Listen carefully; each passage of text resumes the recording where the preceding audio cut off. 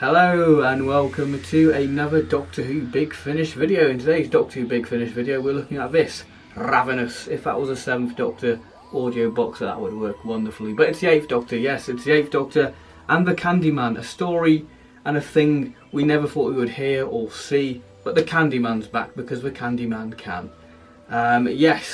So this is supposedly the new era, the new chapter for the 8th Doctor, the continuation from Doom Coalition. And we all know my thoughts on Doom Coalition. It was rubbish, wasn't it? But yeah, I was optimistic. I was looking forward to it. I was like, you know what, this is a new chapter for the 8th Doctor, so this is a new page, so let's be excited. But then the voice of reason happened, going, you know what, you were excited for Doom Coalition, and look how that turned out. So we'll see whether the voice of reason was right, or the optimism paid off. So without further ado, let's look at the presentation for Ravenous. So for the presentation of the box art, we've got this lovely sort of purple motif, which just works wonderful. We've got the main cast members there. We've got Helen, Liv, the 8th Doctor there, the new Candyman looking very sinister, Churchill, the 11, the sort of gateway from episode 2, the TARDIS, and a Spitfire flying away from explosion.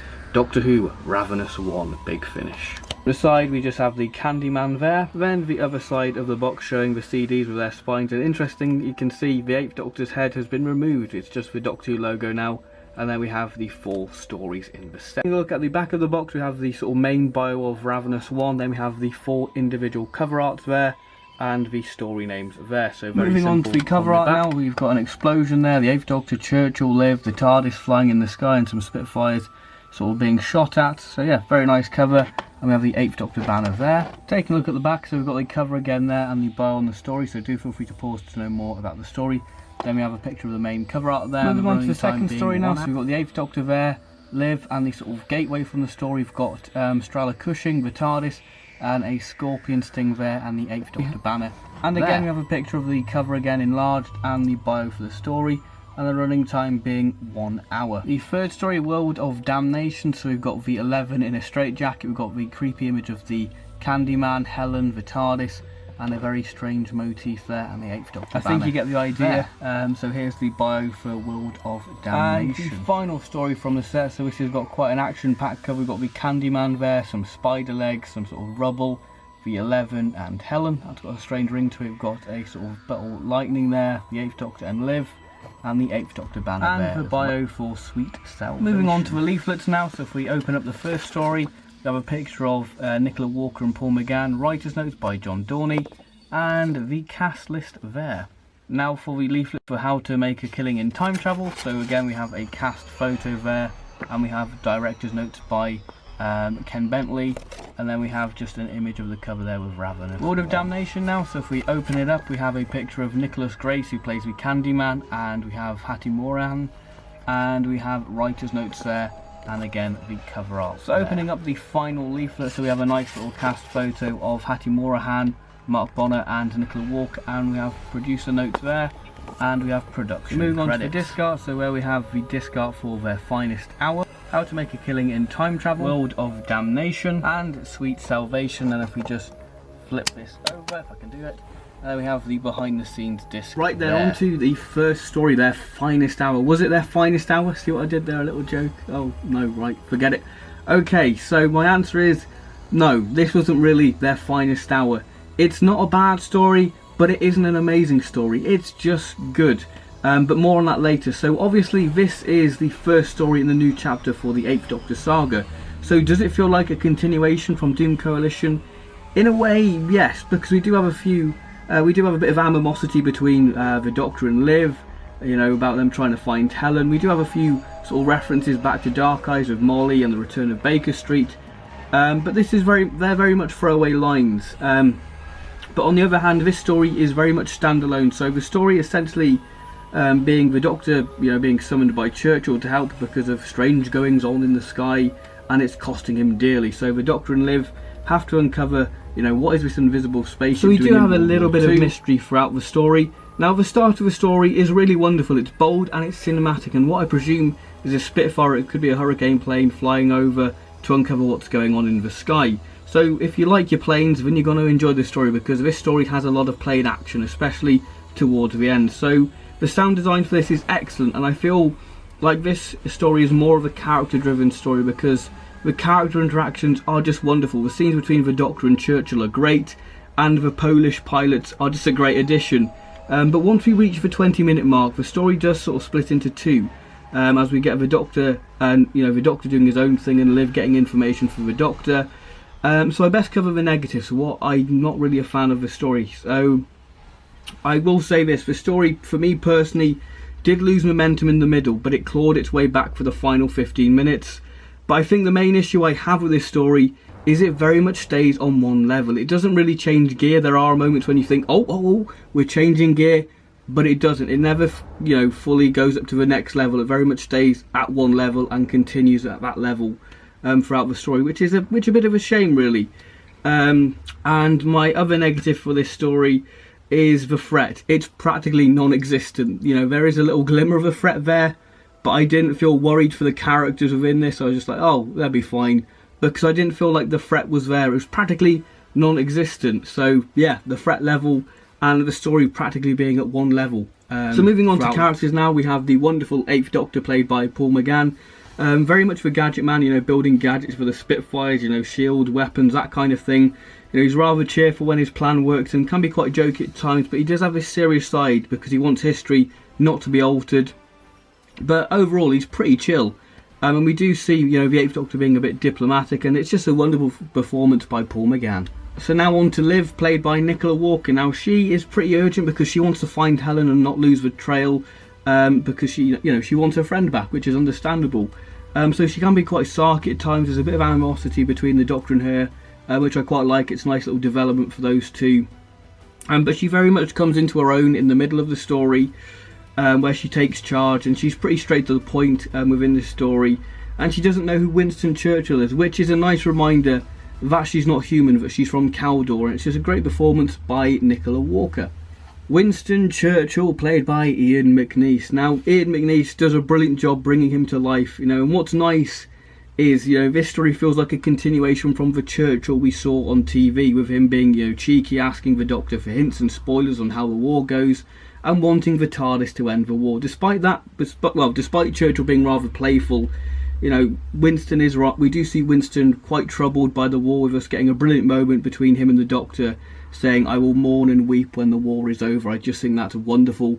And Ian McNeice does a fantastic job. Wilhelm, one of the Polish pirates.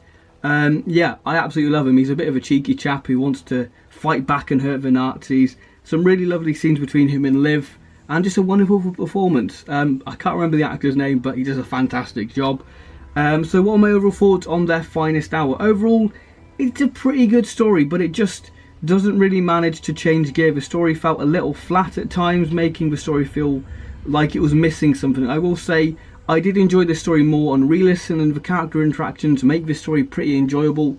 So I'm going to give Their Finest Hour a 7 out of 10. So moving on to the second story, How to Make a Killing in Time Travel. So did I enjoy this story more than the last story? Answer, yes, as I feel like this story has a lot more going for it. It has quite a few plot points going on, making this story feel more energised and fast moving, because all the different plots going on, it just makes the story feel a lot faster and rockets along quite nicely.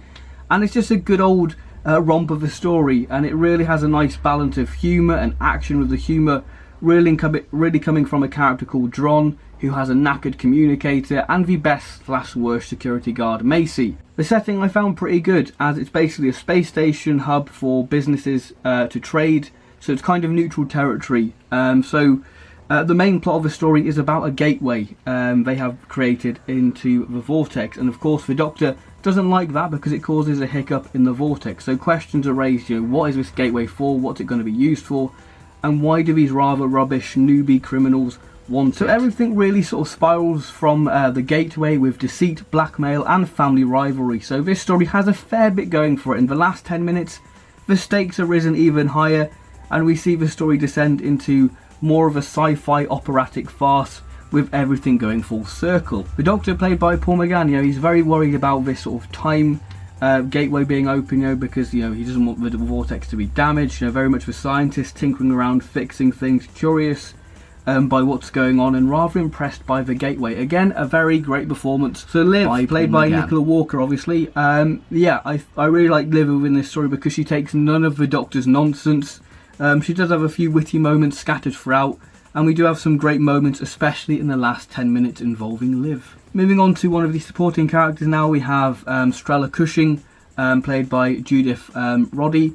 What a brilliant character, excellently played, you know, a renowned scientist, very bubbly character, but as the story progresses, she very much becomes like Lesterson from Power of the Daleks in a strange way, as she becomes more troubled, panicky, and sort of descends into madness, and, you know, doesn't want her reputation to be ruined. She's just a wonderful character.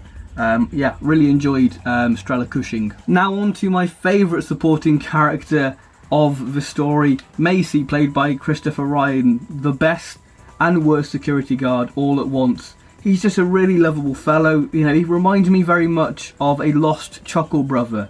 You know, he kind of has that sort of Chuckle brother vibe to him.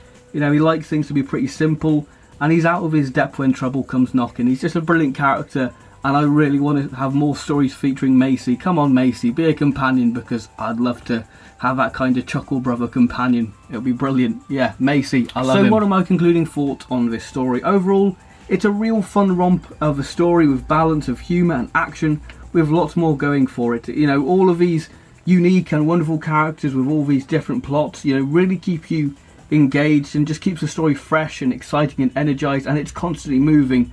And big finish, please can we have a Macy story and Macy spin-off?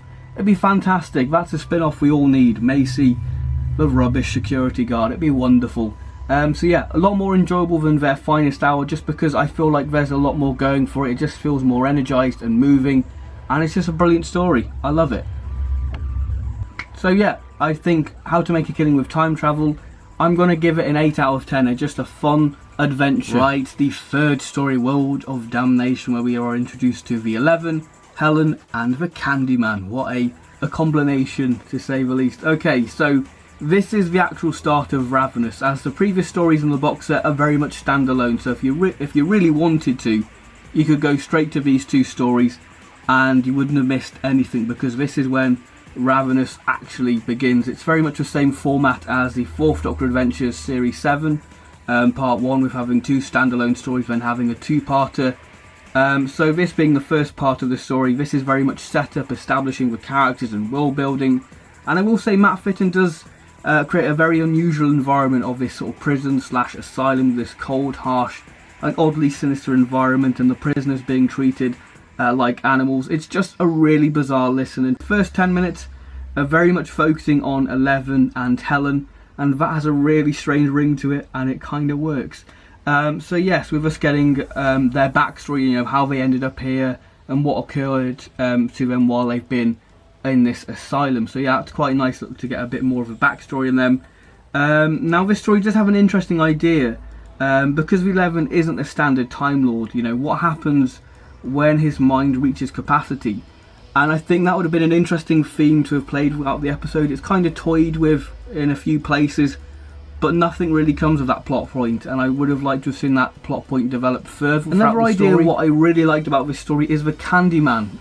The Candyman, in the sense of his little plot he has within the story, you know, reforming criminals with his taste sensation. So after those 10 minutes, the Doctor and Liv arrive, and this is when the story really splinters off, you know, even more, as we have as this story very much feels like a Doctor Light episode, and Liv is very much left on her own devices, doing her own thing, and we see her go back to her medtech days with her sort of helping people out.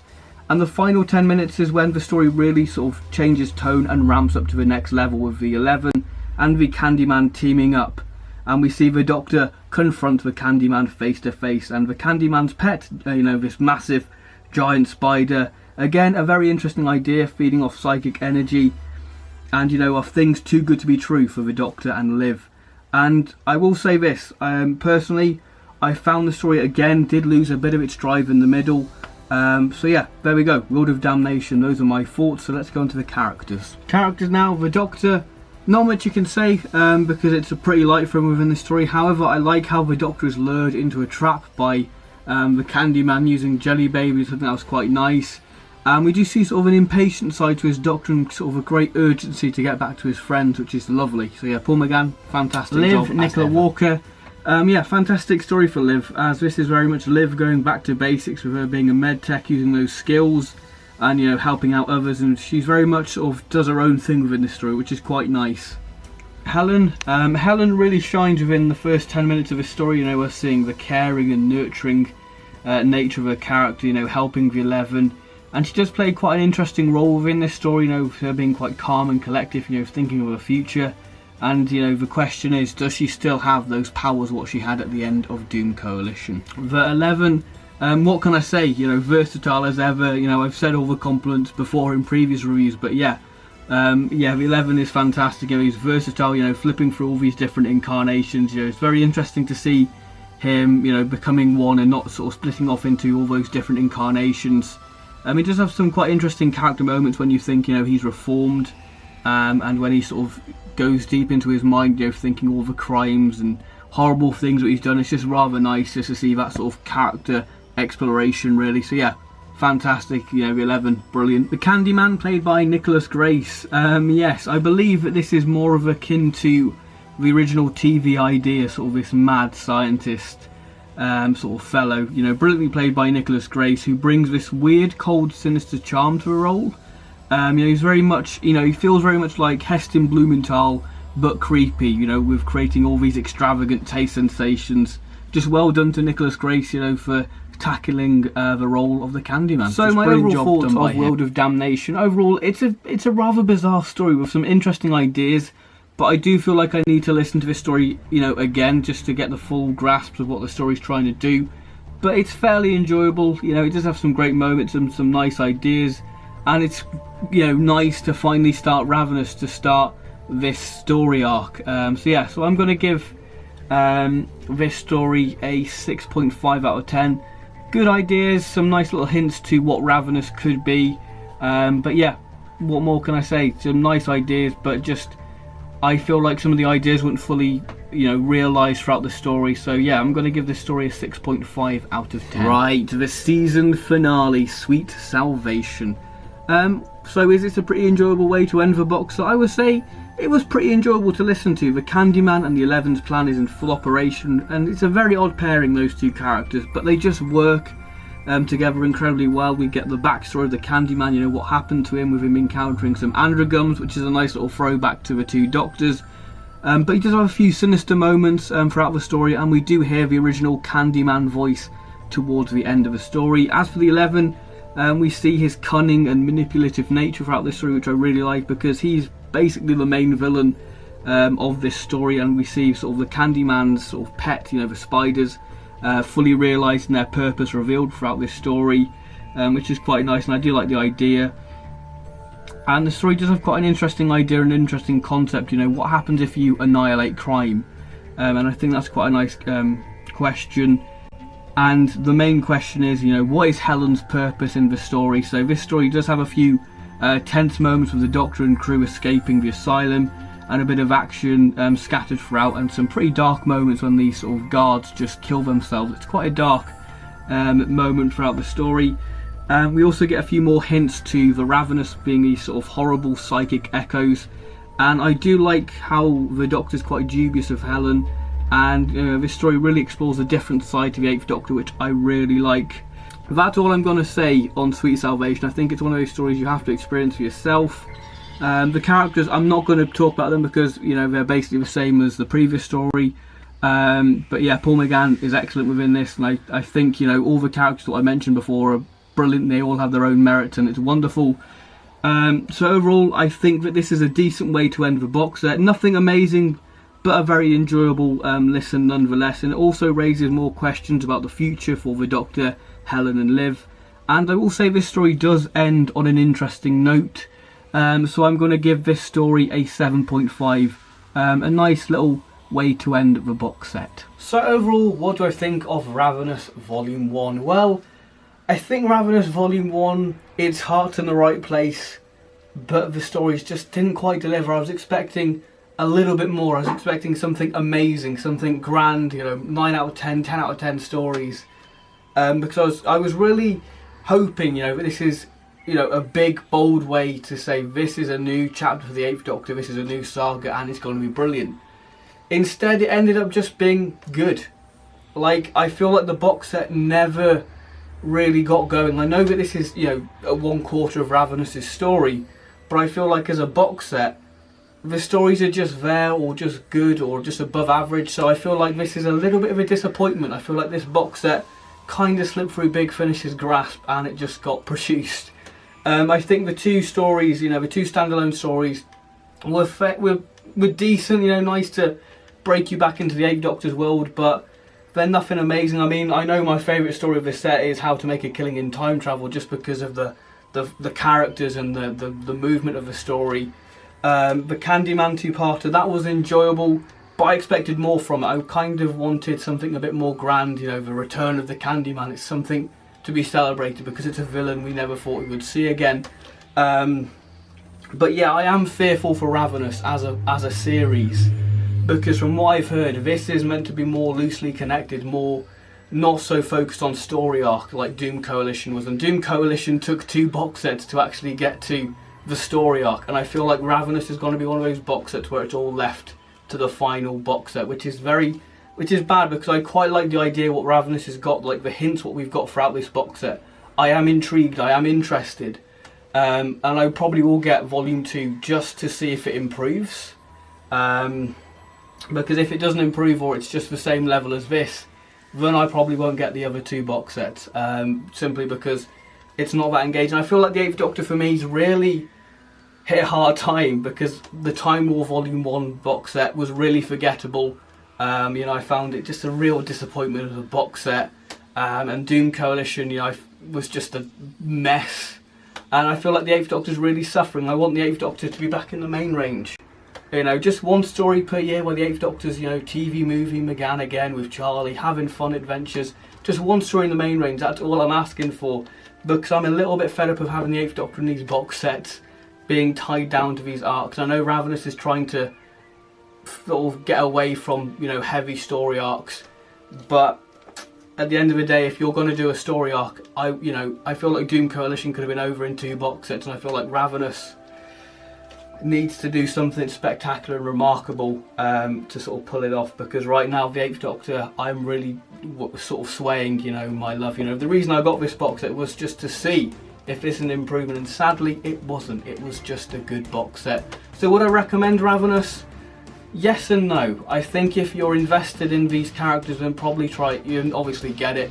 If you haven't experienced Doom Coalition, then this is probably not a jumping on point. I think if you want to get Ravenous Volume 1, definitely get a Doom Coalition Volume 1, just because of the 11, get to know his character, and the Red Lady, fantastic story, and introduces Helen, and obviously you need the context of what happened to Helen, you know, being sort of getting these superpowers, and sort of, you know, her and 11 going off, and the TARDIS sort of crumbles away around them. And that's all you sort of need to know to get into Ravenous, really. But yeah, if you're just going in without the Doom Coalition knowledge, then definitely get Doom Coalition Volume 1 at least before you consider getting Ravenous. So yeah, just a good box set. Slightly disappointed because I felt like something was missing from the box set, and I expected more from it, because it's the Eighth Doctor. This is Big Finish's bread and butter. This is Big Finish's own Doctor, and I expected a little bit more. Churchill was a nice inclusion, but yeah, box set really didn't do anything for me. So the box set's overall score is a 7 out of 10. It's just a good box set. Nothing amazing, nothing bad. It's just there. So there we go, my review of Ravenous. So thank you very much for watching this review. I hope you have enjoyed it, and I'll see you on my next review, whatever that'll be. It could be a new Target book review, it could be a review of the Rose Target, Twice Upon a Time, or it could be the Halexian Rift review. So there we go. Ravenous. I'm going to give you another box set to see if you improve. If not, that's me done with Ravenous. So there we go. Ravenous Volume 1.